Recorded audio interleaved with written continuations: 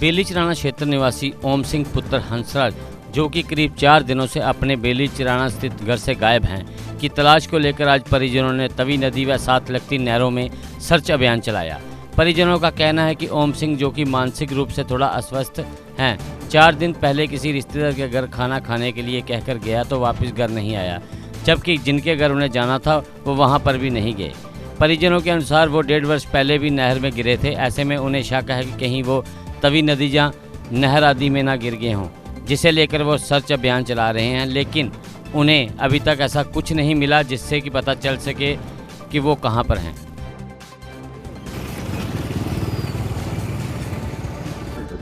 ये तो मतलब घटना हुई कि ये आज 4 दिन हो गए। हमारा भाई शाम को 7 साढ़े 7 बजे घर से गायब हो गया। किसी के घर गया बैठने के लिए, वो हमारे रिश्तेदार हैं, तो वहाँ से वापस आके वहाँ से फ़ोन किया कि मैं आपके घर में खाना खाऊंगा। हमारे घर में फ़ोन किया, बेटी को बोला कि आप चिंता नहीं करना, मैं लेट हो जाऊँगा। उनके घर में बोला कि मैं दूसरी लड़की है हमारी रिश्तेदार, उसके घर जा रहा हूँ, साथ में घर रहते हैं। तो वहाँ जाने के लिए वहाँ से आ गया वो, तो बाद में उनके घर भी नहीं गया। फिर मेरा बेटा और उसी का बेटा, दोनों बेटे ऊपर चौक में बैठे हुए थे, उनसे मुलाकात हुई। उन्होंने बोला आप कहाँ जा रहे हो पापा? उन्होंने बोला कोई बात नहीं, मैं चौक में आ रहा हूँ।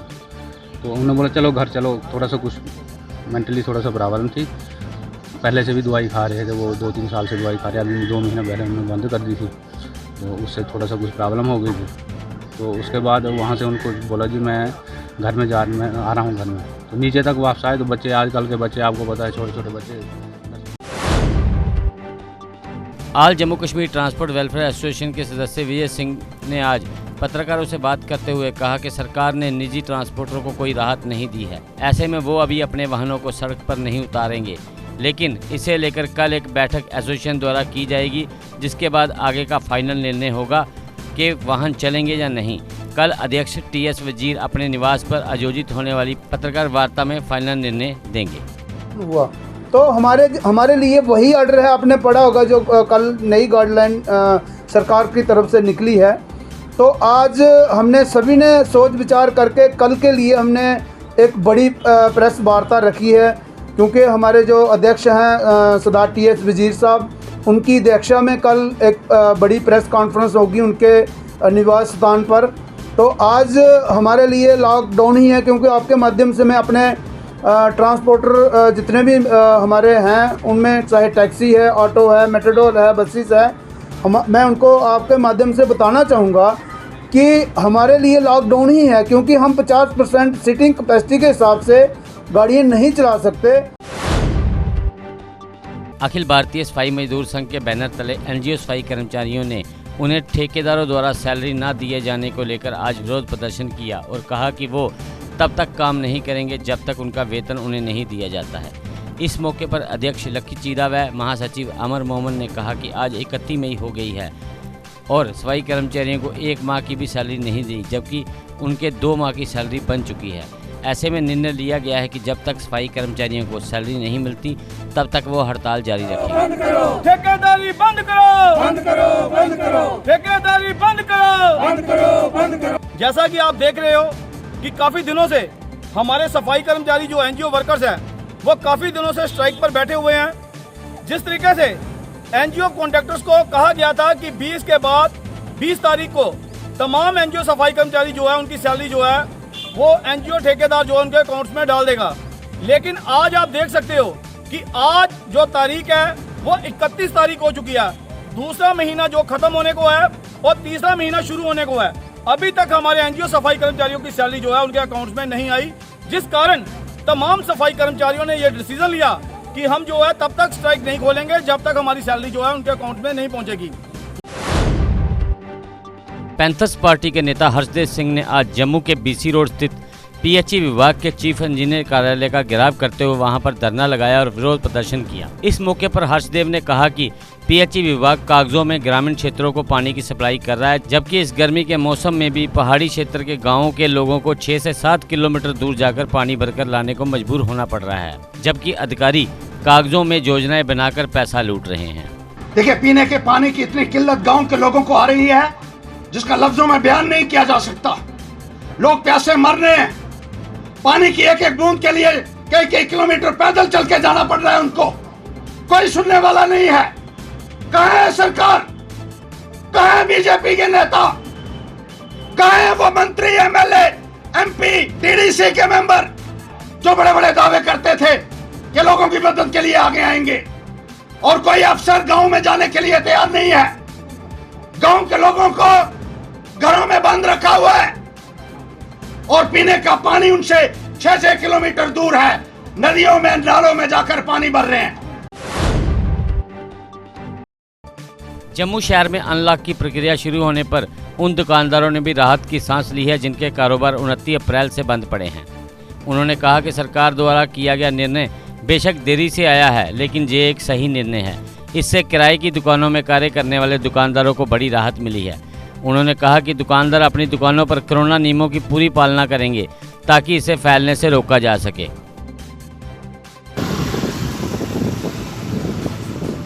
अच्छा डिसीजन है गवर्नमेंट का। हमने प्रॉपर गाइडलाइन फॉलो की है पूरा, मतलब जैसे एसओपीज जो थी हमारे डिस्ट्रिक्ट मजिस्ट्रेट ने जो दी थी पूरा फॉलो करना है गाइडलाइंस को। सोशल डिस्टेंसिंग भी फॉलो हो रही है, स्टाफ कैशियर ने मास्क पहना है, कस्टमर भी प्रॉपर डिस्टेंसिंग, प्रॉपर मास्क आप देख रहे हैं पूरा फॉलो कर रहे हैं। मतलब अच्छा डिसीजन है गवर्नमेंट का, अच्छा डिसीजन। जम्मू शहर के पीएचई वर्करों को विभाग ने कहा है कि जब तक उनकी वैक्सीनेशन नहीं होती है तब तक उन्हें उनका वेतन जारी नहीं किया जाएगा। लेकिन बीते 3 दिनों से ये कर्मी लगातार सुपर स्पेशलिटी अस्पताल जम्मू में वैक्सीन लेने आ रहे हैं, पर उन्हें वैक्सीन नहीं दी जा रही है। जबकि सोमवार को भी उन्हें वही रटा रटाया जवाब दिया कि उनके पास वैक्सीन समाप्त हो गई है। ऐसे में अब पीएचई वर्कर क्या करें? नहीं लग सकती क्योंकि हमारे यहाँ पे वैक्सीन ख़त्म हो गई है। तो हमने इनको अपना जो अपनी अथॉरिटी का हमारा लेटर निकला हुआ था अभी 30 और 31 तारीख को वहाँ पे सुपर स्पेशलिटी जाइए, वहाँ पे अपनी वैक्सीनेशन कराइए। और उसमें ये भी लिखा था कि अगर जिस वर्कर की वैक्सीनेशन नहीं होगी तो उसका वेजेस जो है उसको रिलीज़ नहीं की जाएगी। हम 3 दिन से लगातार सुबह 8 बजे आ रहे हैं, शाम को 2 बजे जा रही हैं, लेकिन यहाँ पे हमें वैक्सीनेशन नहीं की जा रही। और ऊपर से आप देखिए हालात कैसे चल रहे हैं कोविड में कि ना कोई आने जाने का साधन है, और जितने भी डेली वेजर हैं इनके पास ना कोई अपनी बाइक है ना कुछ है, लेकिन फिर भी वो सुबह किसी से लिफ्ट मांग के आ रहा है, कभी किसी के साथ आ रहा है, लेकिन कोई पैदल आ रहा है। लेकिन यहाँ पे हमारे लिए ना तो वैक्सीनेशन दी जा रही है, एक तो हम वैसे ही सताए हुए लोग हैं गवर्नमेंट के। इस कोरोना महामारी में लोगों को गंदगी से राहत प्रदान करने के लिए नगर निगम जम्मू ने एक विशेष सैनिटेशन ड्राइव का आयोजन किया, जिसमें शहर की सड़कों किनारे जमा गंदगी को हटाया गया। इस अभियान की कमान निगम की स्वास्थ्य अधिकारी डॉक्टर संजोगिता सूदन ने स्वयं सड़क पर उतरकर संभाली और कहा कि निगमायुक्त अवनी लवासा के निर्देश पर इस अभियान का आयोजन किया गया है ताकि शहर के हर कोने से गंदगी को साफ किया जा सके।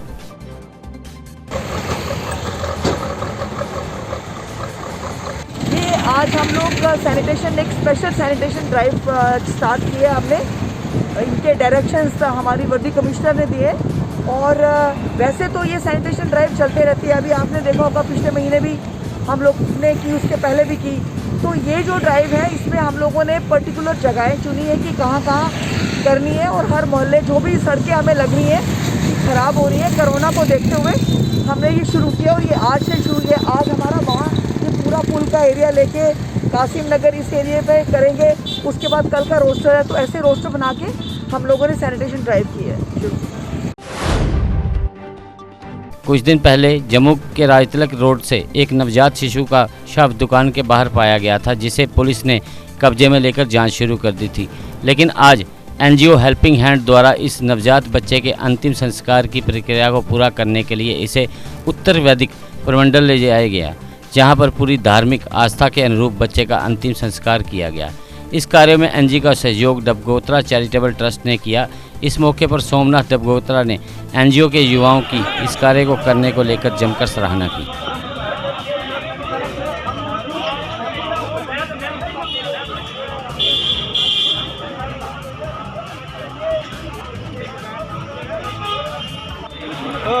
राहुल भैया हैं, उनका सैल्यूट करता हूं मैं कि जिन्होंने ये वीडियो उठाया। हमने सिर्फ आटे में सिर्फ नमक डाला है, हमने कोई बड़ी एहसान नहीं किया, कुछ नहीं किया। हम सिर्फ मात्र 200-400 रुपये का तेल इस गाड़ी में अपने से डाल के चले जाएंगे, लेकिन सैल्यूट है हमारे इस भाई को जिसने ये बीड़ा उठाया है। और मैं ये कहूँगा कि जैसे आज युवा आप देख रहे हो जो लंगर बांट रहे हैं, ऐसी सर्विस कर रहे हैं, बाकी सेवा कर रहे हैं। जैसे एक बार उड़ता पंजाब फिल्म बनी थी, उड़ता पंजाब चलता गया, फिर जम्मू में भी ऐसी आवाज़ उठी कि जम्मू में उड़ता हुआ पंजाब बन रहा है। लेकिन जहाँ के युवाओं ने ये एक साबित कर दिया है कि जम्मू कभी उड़ता हुआ पंजाब, जहाँ उड़ता हुआ जम्मू नहीं बनेगा। आर्थिक कारणों के चलते बंद हुई जेके सीमेंट में काम करने वाले कंसोलिडेटेड कर्मचारियों ने आज उनकी एडजस्टमेंट न करने को लेकर उद्योग भवन के बाहर प्रदर्शन किया। उन्होंने कहा कि सरकार ने 524 कर्मचारियों को एडजस्ट कर दिया, लेकिन 30 कर्मचारियों को एडजस्टमेंट करने का मात्र आश्वासन देकर छोड़ दिया। उन्होंने कहा कि उनके परिवार का भरण पोषण करना मुश्किल है, ऐसे में उनकी एडजस्टमेंट जल्द से जल्द की जाए। आज हम यहाँ पे आए हैं, हमारा मतलब मेन मकसद यही है कि हम जो भी ये प्रोटेस्ट कर रहे हैं, गवर्नमेंट ने हमारे साथ टोटली इनजस्टिस किया हुआ है। ये जो हमारे जितने भी कंसोलिडेटेड एम्प्लॉयज़ आज यहाँ पे प्रोटेस्ट करने के लिए आए हैं, हम टोटल 30 कंसोलिडेटेड एम्प्लॉयज़ हमने जेके सीमेंट में काम किया, बहुत ही मतलब फुल डेडिकेशन के साथ, पंक्चुअलिटी के साथ। हमेशा श्रीनगर में हमारी फैक्ट्री मतलब है ख्रू में, वहाँ पे हमारे कंसोलिडेटेड एम्प्लॉयज़ है, हमने वहाँ पे 24 घंटे दिन रात काम किया, मतलब फुल डेडिकेशन के साथ। यहाँ पे सांबा में हमारी फैक्ट्री है, हमने यहाँ पे भी मतलब 24 आवर्स मतलब जब जेके सीमेंट मतलब फैक्ट्री चलती थी वहाँ पे हमने काम किया। लेकिन फाइनेंशियल क्राइसिस की वजह से हमारी जो कंपनी है वो बंद हो गई। तो जो गवर्नमेंट है हमारी, जो हमारे मतलब प्रिंसिपल सेक्रेटरी साहब है रंजन प्रकाश ठाकुर जी, और हमारे जो मतलब एडवाइज़र साहब है बशीर खान जी, उन्होंने 524 जो एम्प्लॉयज़ है जेके सीमेंट के, उनकी सब लोगों की एडजस्टमेंट कर दी। वो आज की डेट में वो दूसरे डिपार्टमेंट में काम कर रहे हैं और सैलरी ले रहे हैं। हम हर टाइम उनके पास गए, मतलब चाहे वो प्रिंसिपल सेक्रेटरी साहब हो, चाहे वो एडवाइज़र साहब हो, हम कम से कम 4-5 बार उनके पास गए। तो उन्होंने हमें यही आश्वासन दिया कि जैसे हमने उनका काम किया है, जैसे हमने 524 फैमिली का चूल्हा जलाया है, हम आपका भी जलाएंगे। लेकिन आज हमें 4 मंथ्स हो चुके हैं, 4 महीने हो गए हैं, और आपको पता ही है मतलब कोविड की क्या सिचुएशन है हमारे J&K में। लेकिन 4 महीने हो गए हैं, ना हमारी एडजस्टमेंट हुई और हमें 28 मंथ से कोई सैलरी भी नहीं मिली है। लिहाजा मेरी यही अपील है ये एडवाइज़र साहब से और प्रिंसिपल सेक्रेटरी साहब से, जिस तरह आपने 524 एम्प्लॉयज़ के बारे में सोचा, उनकी एडजस्टमेंट की, हमारे बारे में भी कुछ सोचें। जम्मू नगर निगम की वार्ड नंबर 51 के पार्षद राजकुमार तरखान ने अपनी वार्ड के भगतपुरा छन्नी हिम्मत में प्रधानमंत्री आवास योजना के तहत 2 घरों का निर्माण कार्य शुरू कराया। उन्होंने कहा कि वो तब तक चैन की सांस नहीं लेंगे जब तक उनकी वार्ड के हर गरीब के सिर पर छत प्रदान नहीं की जाती है। वो इस दिशा में लगातार कार्य कर रहे हैं। काम हमने सुरेंद्र भगत का जो शुरू किया यहाँ पर, इस काम के लिए सरकार ने 1,60,000 रुपया सैंक्शन किया हुआ है। ये प्रधानमंत्री आवास योजना के तहत ये हमने शुरू किया हुआ है, क्योंकि काफ़ी देर से इन्होंने ये फार्म वगैरह हमने भराए थे, लेकिन इनकी सैंक्शन निकलने के बाद आज यहाँ पर शुरू किया। आज हमने इसलिए शुरू किया क्योंकि हमारे प्रधानमंत्री की ये जो योजना चल रही है, और प्रधानमंत्री जी आज पूरे 7 साल केंद्र सरकार में पूरे करने जा रहे हैं। इसी की उपलक्ष्य में हमें पार्टी की भी डायरेक्शन थी कि आज जो प्रोग्राम है, कल्याणकारी योजना जो है, उनका शिलान्यास करें। इसी के संदर्भ में हमें पार्टी की पूरी डायरेक्शन थी। जम्मू शहर के मेयर चंद्रमोहन गुप्ता ने अपनी वार्ड नंबर 33 में विकास कार्य को गति देते हुए एक गली में टाइल लगाने का कार्य शुरू करवाया। ये कार्य वार्ड के शिवनगर क्षेत्र में शुरू करवाया गया। मेयर ने कहा कि वह लोगों को हर सुविधा देने के लिए प्रतिबद्ध हैं। हिंदूवादी नेता राजू चंदेल ने पत्रकारों से बात करते हुए पाकिस्तान की गंभीर साजिश का पर्दाफाश करते हुए कहा कि एक तरफ पाकिस्तान सीज फायर का ड्रामा कर अंतर्राष्ट्रीय समुदाय को गुमराह कर रहा है, और दूसरी तरफ पाकिस्तान के कब्जे वाले कश्मीर पर सैनिकों का, आधुनिक हथियारों का व आतंकवादियों का जमावड़ा कर रहा है। ये उसकी नापाक साजिश का पर्दाफाश करती है।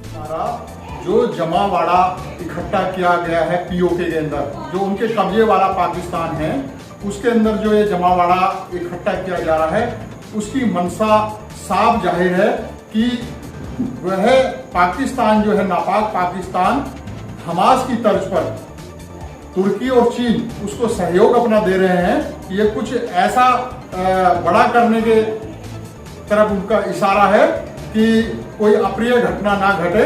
इसीलिए मैं देश के अपने प्रधानमंत्री माननीय गौरवशाली नरेंद्र मोदी जी से कहना चाहता हूं कि पाक की जो नापाक हरकतें हैं वो अपने मंसूबों में कामयाब ना हो।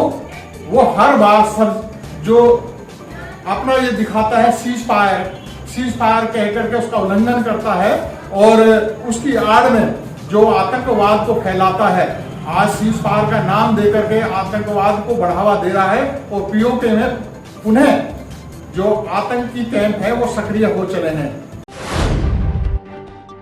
जम्मू नगर निगम की वार्ड नंबर 71 के पार्षद व निगम चेयरमैन नरेंद्र सिंह जम्वाल ने आज डिप्टी मेयर पूर्णिमा शर्मा के साथ सैनिक कॉलोनी स्थित उस पार्क का दौरा किया जिसे लेकर निगम ने शौर्य चक्र विजेता शहीद नैन सिंह के नाम पर बनाने की अनुमति प्रदान की है और इसे लेकर फंड भी जारी कर दिए गए हैं। जम्वाल ने कहा कि ये पार्क ऐसे बनाया जाएगा कि क्षेत्र में सबसे सुंदर पार्क नजर आएगा।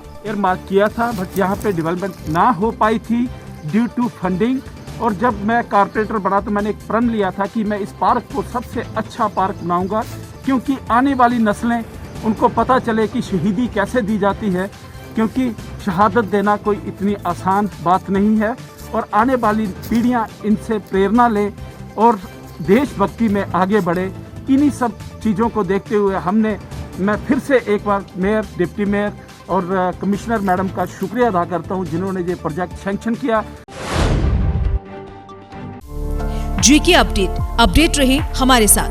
अगर आप ये वीडियो YouTube पर देख रहे हैं तो हमारे YouTube चैनल को सब्सक्राइब करें और बेल आइकन को क्लिक करें। अगर आप ये वीडियो Facebook पर देख रहे हैं तो हमारा Facebook पेज लाइक जरूर करें। For advertisement please contact 705-109-1811।